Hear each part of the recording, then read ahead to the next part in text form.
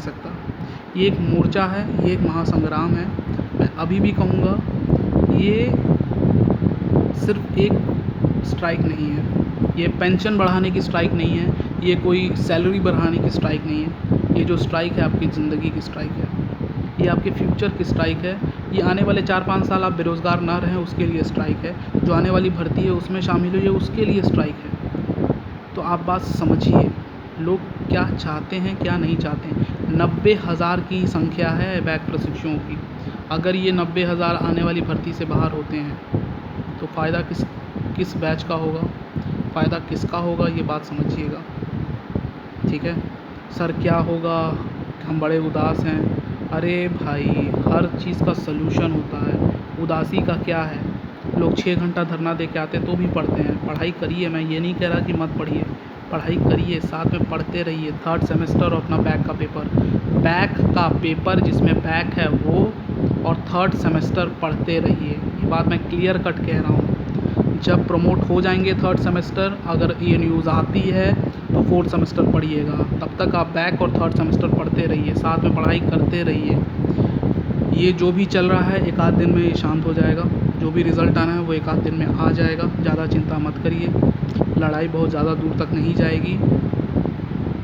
और अब मैं एक और बात कहना चाहूँगा। रिट वाले लोग देख रहे थे ना, कितने लोग रिट डाल रहे थे, कितने लोग केस कर रहे थे, कहाँ गए वो लोग?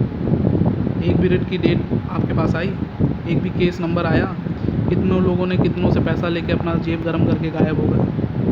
हाँ, और भी लोग थे सर लोग कि सर हमने केस डाल दिया है। कई लोग हैं, अब हम नाम तो जानते ही हैं कितने लोग हैं, नाम नहीं लेना चाहूँगा किसी का भी। जेबें भर के निकल गए वो लोग। ठीक है, तो मैं बस इतना कहना चाहूँगा कि आप समझिए क्या चल रहा है। आपसे कोई ज़्यादा समझदार है नहीं। और ये वीडियो मैं इतनी लंबी इसलिए हो गया क्योंकि मैं अपने दिल की बात कहना चाहता था। और पहली बात, मैं ये यूट्यूब चैनल व्यूज़ के लिए और सब्सक्राइबर्स के लिए नहीं बढ़ाया हूँ। मेरे को सब्सक्राइबर्स और व्यूज़ चाहिए होंगे तो मेरे 3 फेसबुक पेज पड़े हैं, जहाँ पे मैं एक वीडियो डालूँगा तो मेरे कई सारे लाइक्स और कई सारे सब्सक्राइबर्स आ जाएंगे। तो मेरे पास लोग आते हैं मरने के लिए, कि लोग आते हैं कहने के लिए, मरते हैं लोग कहने के लिए सर एडमिन बना दीजिए, मॉडरेटर बना दीजिए, कंटेंट क्रिएटर बना दीजिए, अपने पेज में थोड़ा सा जगह दे दीजिए ताकि हम भी सर जुड़ सके उस पेज से। तो सर ऐसा नहीं है। मेरा कुछ वीलॉगिंग का भी यूट्यूब चैनल था, मैंने उसको अभी जस्ट डिलीट किया क्योंकि इस साल पैंडमिक के कारण 45,000 उसमें सब्सक्राइबर्स थे। तो ऐसा नहीं है कि मुझे व्यूज़ और ये चैनल के माध्यम से कुछ, बस मैं इस चैनल के माध्यम से आपके लिए अच्छा करना चाहता हूँ। मैं इस चैनल को इसलिए शुरू किया हूँ कि अब आने वाले जो भी डीएलएड में न्यूज़ होगी, या बस आप गुमराह मत होइए किसी से भी, चाहे मैं हूँ, कोई भी हो, कोई भी नेता हो। मैं किसी को क्रिटिसाइज़ नहीं करना चाहता, लेकिन आपका भी पास दिमाग है। आपको कोई डिमोरलाइज़ नहीं कर सकता, आपको कोई डिमोटिवेट नहीं कर सकता, आपको अपने लक्ष्य से कोई भटका नहीं सकता। अंत में इस वीडियो के मैं अभी भी यही कहूँगा, ये लड़ाई आपकी है, आपके और कोई नहीं लड़ेगा। और ये जो स्ट्राइक है ये सिर्फ कोई खेल नहीं है, ये आपकी ज़िंदगी का सवाल है। ठीक है, मैं अभी भी ये कहूँगा ये खेल नहीं है, ये सिर्फ एक खेल नहीं है, ये आपकी ज़िंदगी का सवाल है। आने वाली भर्ती से बाहर होंगे, ये आपकी गलती होगी। बाद में आप मेरे को ही सोच के रोएंगे कि शाम सही कह रहे थे, वो गलत नहीं कह रहे थे। अभी कुछ लोग जो मुझे गलत समझते हैं तो ठीक है, गलत समझिए। मेरे एक भी वीडियो में मैंने कोई गलत बात कही हो तो आप मुझे एक बार में आके बोलिए। मैंने किसी धरने में जाने से मना किया हूँ, आप एक बार आके मुझे बोलिए। मैंने ज़िले की डाइट पे जाने के लिए इसलिए कहा था क्योंकि कई लोग लखनऊ SCRT नहीं पहुँच पा रहे थे, इसलिए मैंने ज़िले की डाइट पे जाने के लिए कहा था। मैंने कोई भरमाया नहीं था। ज़िले की डाइट पे देखिए, आज औरैया में कम से कम 120 से 170 लोग गए थे। अगर वही मैं उन्हें कहता SCRT और लखनऊ और PNP जाने के लिए, तो उनमें से 170 में से सिर्फ 5 या 10 ही जा पाते। तो रियलिटी क्या है, आप ज़मीनी लड़ाई लड़िए, आप ज़मीन पे आके सोचिए कि क्या सीन है। 1000 लोग कहते हैं आएंगे, उनमें से सिर्फ 15-20 आते हैं। इस बात को समझिए। तो ज़मीनी सच से दूर मत आइए, जो सच है आप उसे कबूलिए।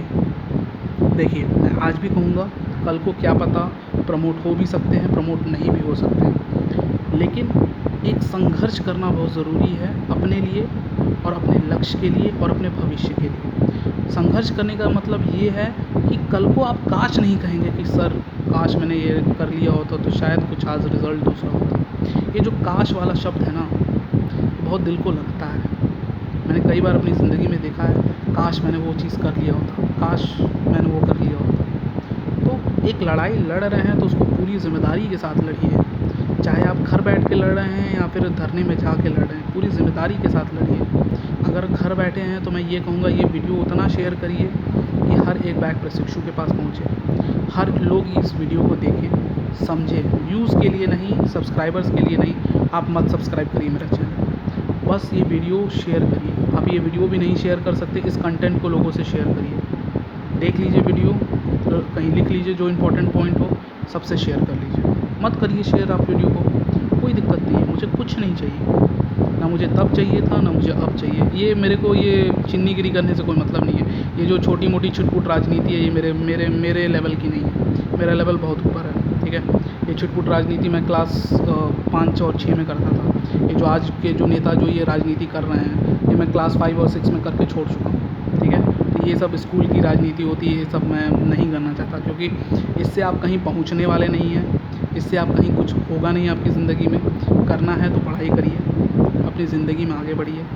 कई लोग मुझे कह रहे हैं यूट्यूब चला क्या रहे हो, इससे बढ़िया पढ़ लेते तो IAS बन जाते हो। ओ भाई साहब, मुझे कोई शौक़ नहीं है यूट्यूब चलाने का। ये सिर्फ आपके लिए बनाया है चैनल, अपने लिए बनाया है चैनल, क्योंकि मैं 28 के जो धरने में गया था, मेरा दिल टूट गया था। मैंने देखा जो वहाँ हुआ, एक भी बंदे ने बैक प्रशिक्षुओं के बारे में कुछ नहीं बोला। एक भी बंदे ने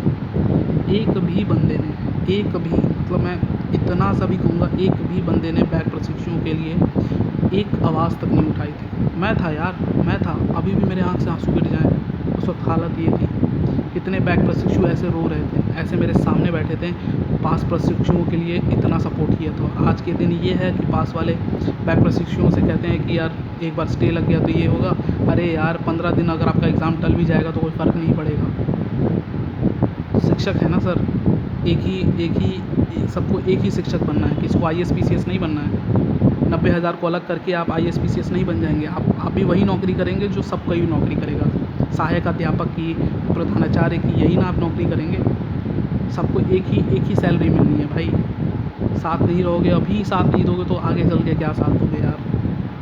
वक्त आपका है, चीज़ें आपकी हैं, इसलिए मैं अभी भी कहूँगा सारे बैक प्रशिक्षुओं से कि ये लड़ाई आपकी है, किसी के बहकावे में मत आइए। इवन अगर आपको मेरी बात गलत लगती है तो आप मत सुनिए, तुरंत चैनल से हट जाइए, तुरंत हर चीज़ हट जाइए। इसलिए मैं कह रहा हूँ, आपको मेरी बात सही लगती हो तो ही आप यहाँ रहिए, मेरी बात सुनिए, मेरे टेलीग्राम चैनल पे रहिए।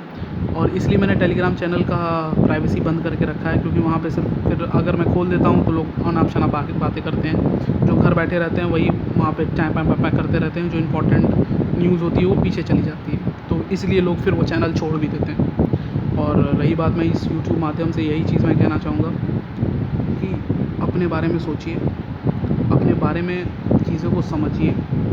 थोड़ा बड़ा हो गया आज का वीडियो, थोड़ा मैं माफ़ी चाहूँगा, मैं आपका ज़्यादा समय ले लिया, बट मैं आपको इस माध्यम से बताना चाहता था कि चल क्या रहा है। अभी भी मैं कहूँगा PNP और SCRT में कन्फ्यूजन है। आज मैं SCRT होके आया हूँ, 3 दिन से मैं SCRT के कई चक्कर लगा चुका हूँ। तो मैं बस इतना कहना चाहूँगा कि